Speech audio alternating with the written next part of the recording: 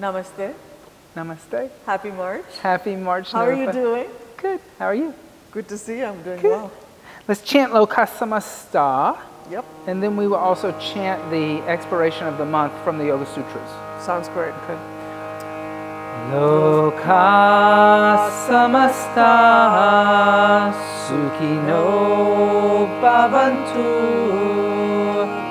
Loka samasta sukhino bhavantu. Loka samasta sukhino bhavantu. And now we'll chant from the Yoga Sutras, chapter 246. Sthira-sukham-āsanam. Good. So, let's start with the same question. What was the inspiration for you to write about balance, the balancing act this month? Balancing act. So I wanted to write, it was very interesting. The pandemic really shifted a lot of things for all of us. And, here in New York and New Jersey, we were in a lockdown for quite a long time, and even the studio was pretty much closed a year. We were doing stuff online, but we weren't together, And when we came back, and we started having live classes in the studio, the first thing I noticed is that people, they lost two things. One, they lost endurance, and they lost their ability to balance. And they had, overall, like in general, they didn't really lose flexibility, but they tired really quickly. And when you asked them just to do a simple vrikshasana, like stand on one foot, people were just falling all over the place. That's the tree, right? Yeah, tree. And again, I was like, wow, people have really lost their balance. And then, just observing and watching how people have dealt with coming out of having the pandemic kind of things subside and open up and then close back down and open up. I continued to watch how that, it wasn't just physical, but people were out of balance in their lives. And so I wanted to write about balancing, and from the point of view of Patanjali in the Yoga Sutras, and sthira-sukham-āsanam. Sthira means steadiness or firmness.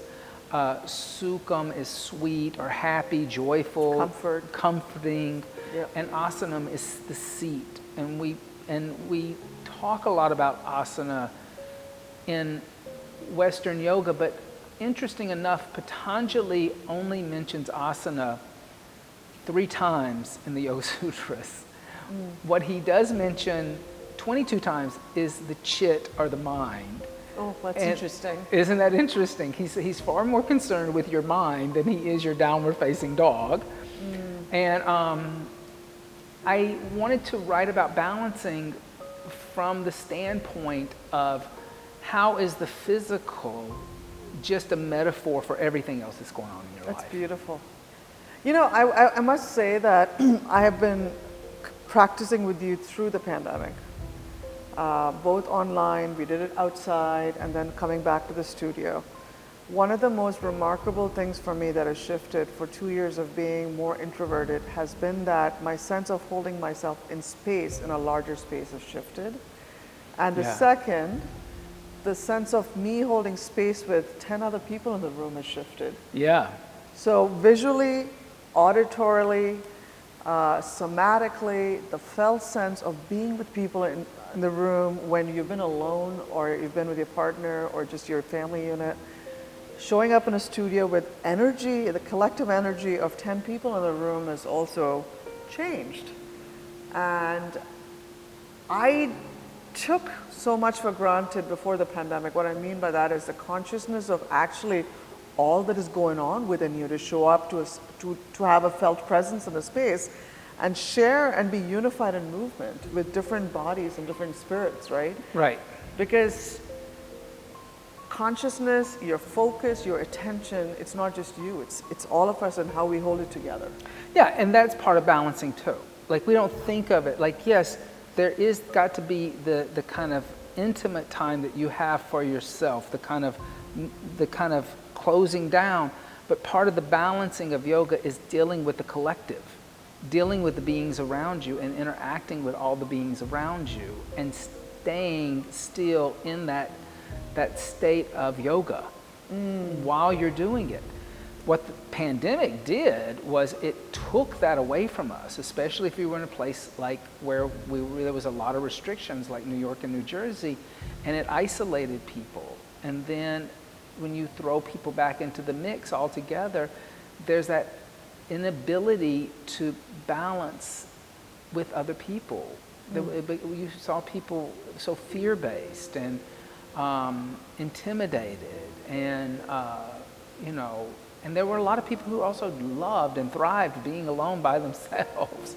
There were it's not like everybody who had to quarantine or shut down didn't enjoy it. There were some people who enjoyed it immensely. And you know that I'm an ambivert. Like there are times when I really just want to be online, and there are times when I want to show up and be in the space. But I want to go back to the concept of your metaphor. You talked about asana and the seat being a metaphor, which I think is really profound, because you know this about my own journey, which is much of my yoga teaching and training has been in the West. Yes. I didn't really practice yoga in the truest sense when I was in India. I did it with my father, but even that was asana. Right. He does pranayama now, but pranayama was not a big part of my practice with my dad. It was always asana, and I came here and it's asana. And I must say one more thing about how the Western style of yoga, at least in America, I can't speak for the rest of the world, I think there's a certain privileging as well of a certain performativeness. Yes.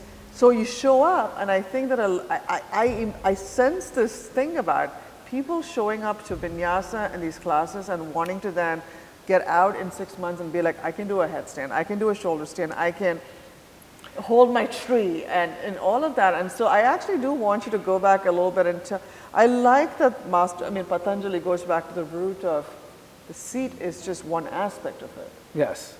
So talk to me a little bit more about what he meant by the seat. What is the concept of the seat in the Yoga Sutras? Right. So in the Yoga Sutras, I think it's pretty obviously, when you really study them, that Patanjali is talking about the seat as a seat of meditation. He's, like I said, he mentions the mind 22 times in a 4-chapter book. And asana, the way that we practice it in the West, comes directly out of Hatha Yoga, which is about 1,200 years later than Patanjali, the way that we are practicing it. And we've even switched the practice around, because we make asana the goal of yoga. Yeah.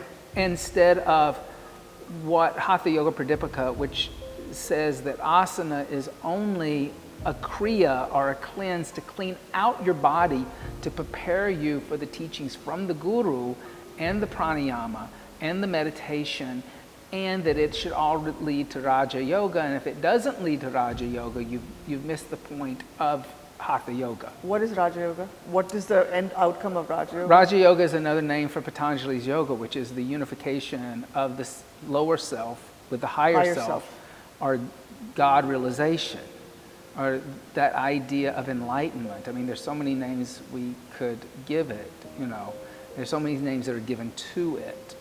But the end goal of your asana practice should actually be leading you to deeper practices, and there should even become a point in one's life, if yoga is their spiritual practice, that they can let go of the Hatha Yoga to go deeper into meditation and pranayama and other spiritual aspects. In other words, it's almost like a gateway.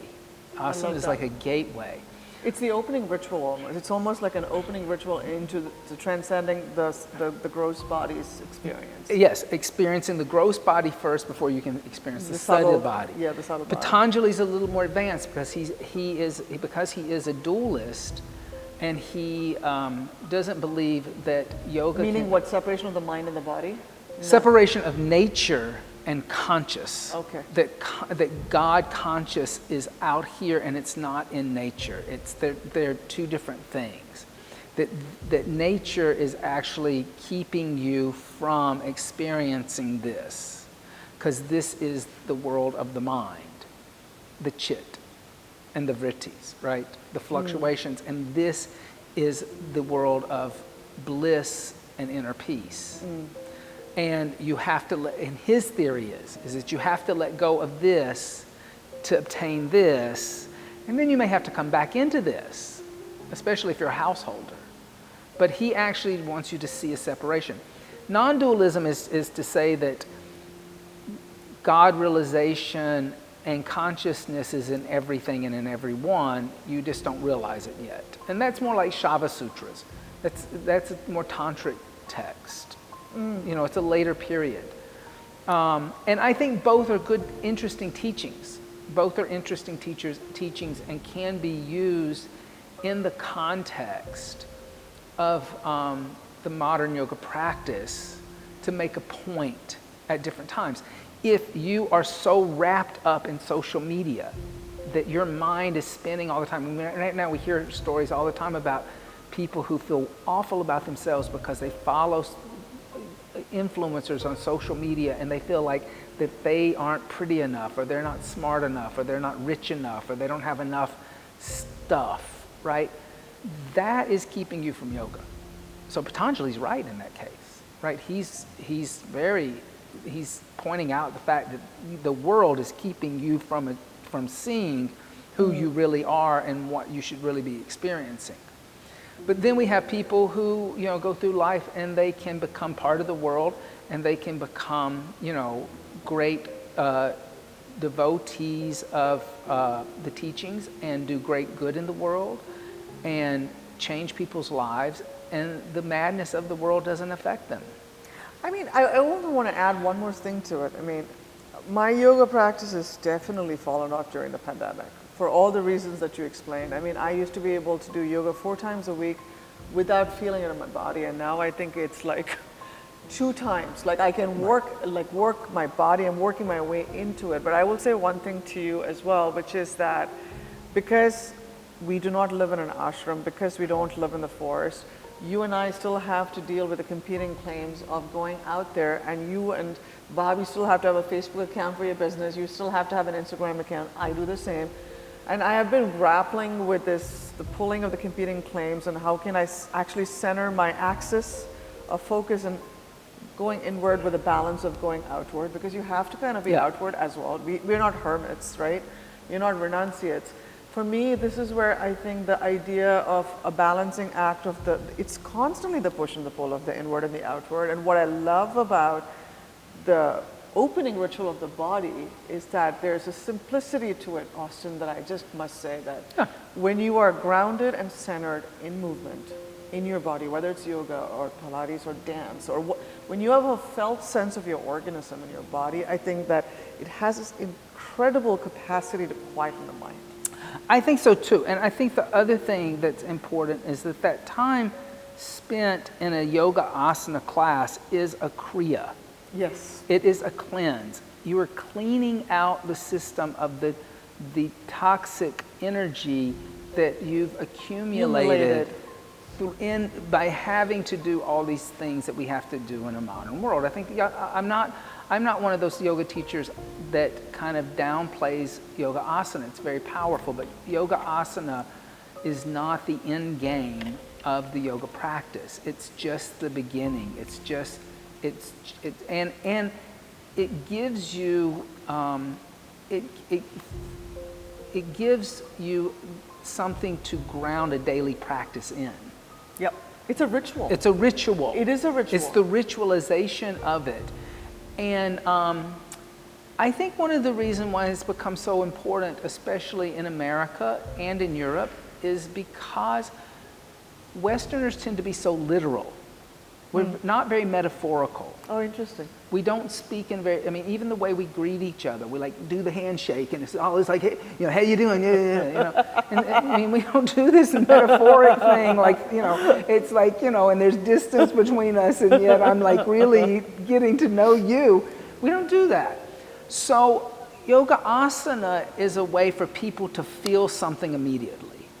They feel their hamstrings. They feel the tightness in their body. They feel that they can't balance. They feel that they're falling over. So it becomes a beautiful way of getting to the metaphor of what's going on in their lives and in their spiritual practices, maybe the relationships they're having, that they can step back and take a look at. Yeah, I love it. Can we just break down a couple of very important and interesting observations you made, or findings or learnings? They're both physiological. I want to talk about, I'm going to read the paragraph here from the Brad Manor, right? And he's an instructor in medicine at Harvard Medical School. And you say here, when it comes to physically balancing in our bodies, a sharp mind helps us balance and keeps us from falling. And Brad says we need careful planning of our movements, decision making, reaction time, and attention. And you know, staying mentally active is very important to avoiding falls. This is interesting to me because look at the amount of scaffolding of the recipe of things that you need to have like balance, right? Yeah. And so it's not even humble. The tree pose, Vrikshasana, is not a trivial pose for many. Yeah. I love it, but as he's breaking it down, and I'm thinking through, like, what does it take to come into tree pose? Yeah. And he studies people who are aging. Right. And one of the things that he talks about in the article that he wrote is that when older people, there were two things that I found very interesting. One, as people age and they lose strength in their legs, that will lead to them falling. And it's lack of leg stability and strength that leads to a lack of mobility. Then he says once a person who's elderly falls, they're emotionally and psychologically they become very fearful.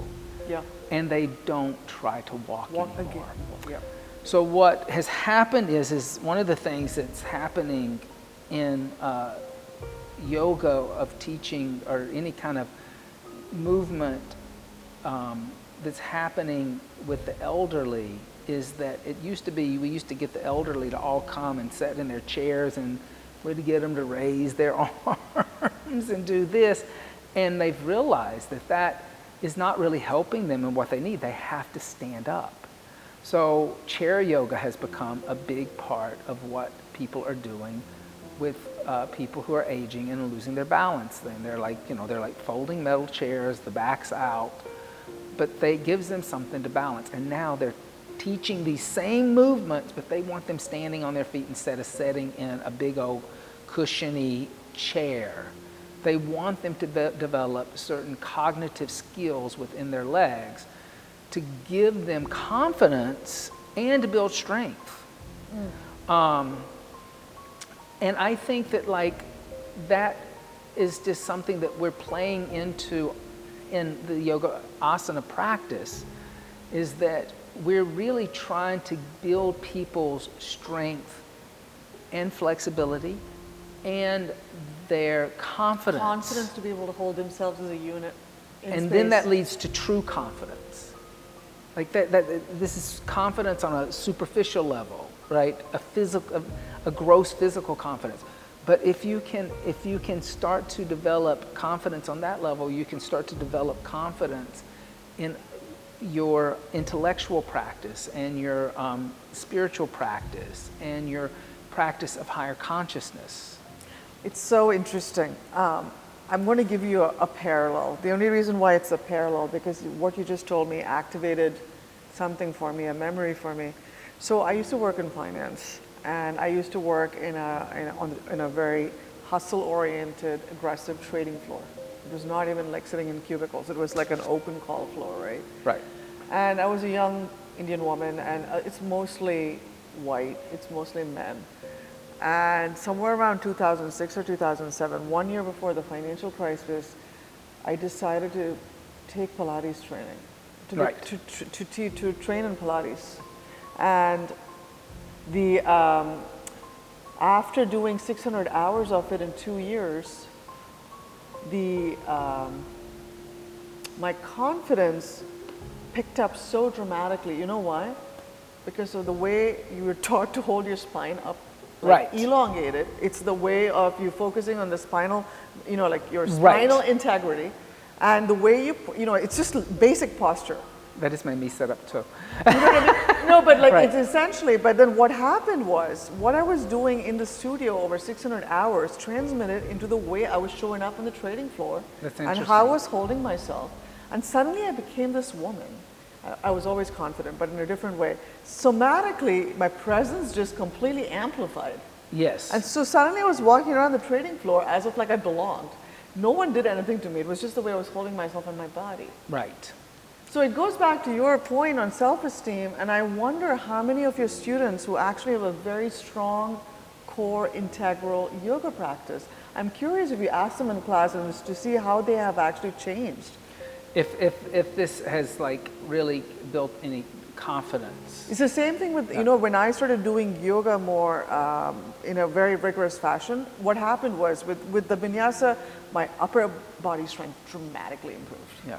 So and then suddenly I would be traveling, all these suitcases and this and that, everything. I was carrying everything suddenly. And that also, once again, brought in this sense of, I belong here. I can handle myself through life.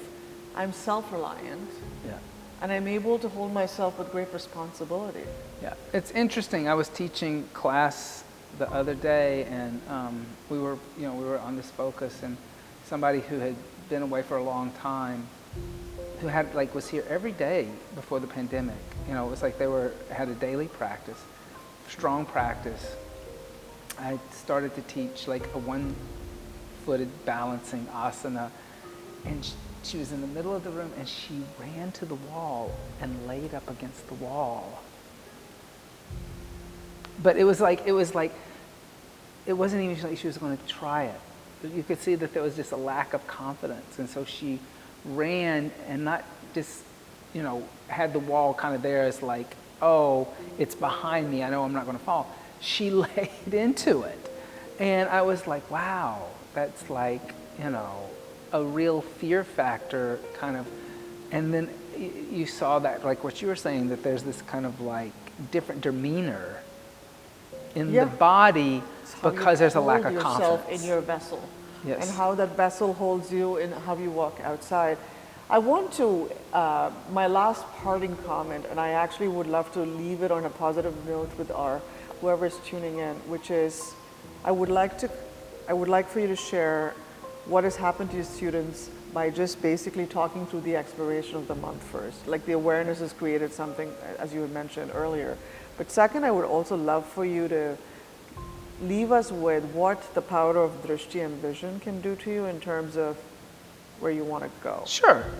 I mean, I think that when you ask, I think that what I'm seeing is that the message of balancing is resonating with the students, in that they're looking at the idea of, have they allowed things like work, since everybody's working from home nowadays and remotely, that now they have no balance. They have no personal life. They have no boundaries anymore.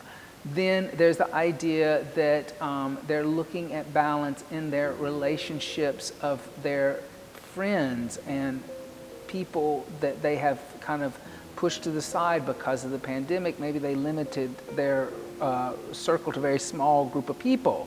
Now they're looking at like balancing that out and coming out of that fear factor of like connecting to other people.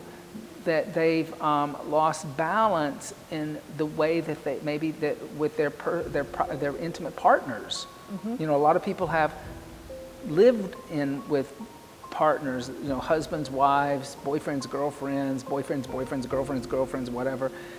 But because all of a sudden they were cooped up together, there has been an imbalance in their relationship. There's no personal time. There's no space. Yeah.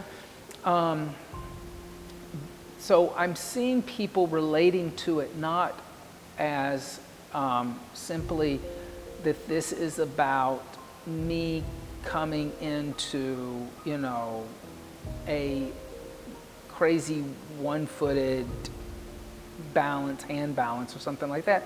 But they're taking that metaphor and they're actually looking at like what balance means and what the idea of having sthira and sukham in their asana or their seats of connection, not only on their yoga mat, but in their life in general. In their in the asana practice, and you're bringing up dristi, and we teach dristi in this method, which is the idea of where it starts here again, a gross thing, which goes into subtle. So where I look, my eyes will follow. Where my eyes go, my mind will follow. And in a balancing asana, if I'm darting my eyes around and looking all over the place, and I'm seeing somebody wobbling, I'm going to start wobbling. Yeah. So it really is kind of finding a spot that's sthira and sukham, steady and joyful, and focusing on a spot that is not wobbling and shaky and unbalanced, and then finding that balance in the stillness. So here again, it becomes your 1 foot balancing asana becomes a form of meditation. It becomes about calming the mind. Like I said, Patanjali mentions chit 22 times. He mentions the human psyche and mind 22 times in the Yoga Sutras. So if you're going to practice yoga asana, just to perfect it as a circus trick or a Instagram post or like you said, a bucket list kind of thing, is not really yoga. Yeah. There is nothing wrong with learning to stand on 1 foot and calm the mind and calm the storms of the mind while you're standing on 1 foot. That's a wonderful, deep practice to practice. If the mind is racing, if there is not the ability to have the equanimity of the mind standing on 1 foot, then it's not the asana that even Patanjali is talking about as few times as he mentions asana. Yeah. It's unsteady. It's not joyful. Yeah. I look forward to expanding my own awareness because of this, and re-examining my life as to where I'm off balance. Yeah. You know, I think that this was a very thought-provoking, but in a beautiful way. Like, you know, I really enjoyed reading the exploration of this month.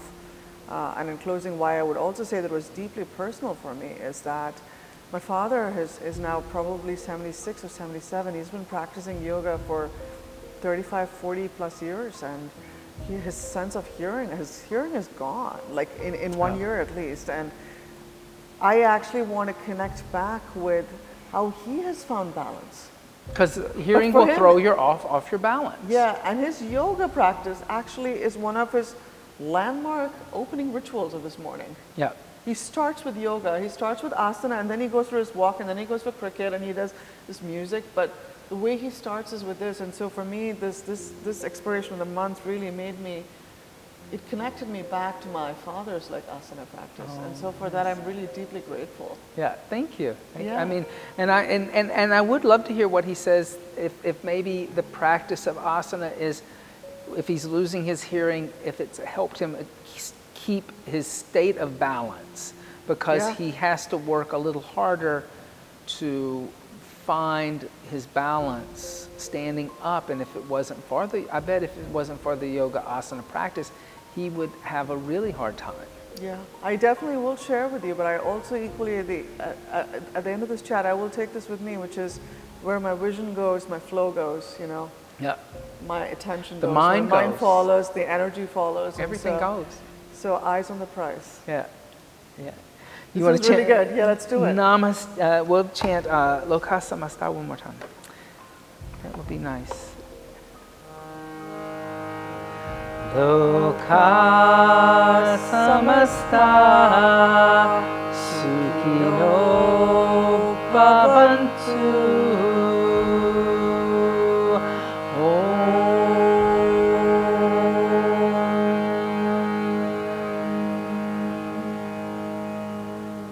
Thank you, Nirupa, so much. Thank you, Austin. Namaste. Namaste.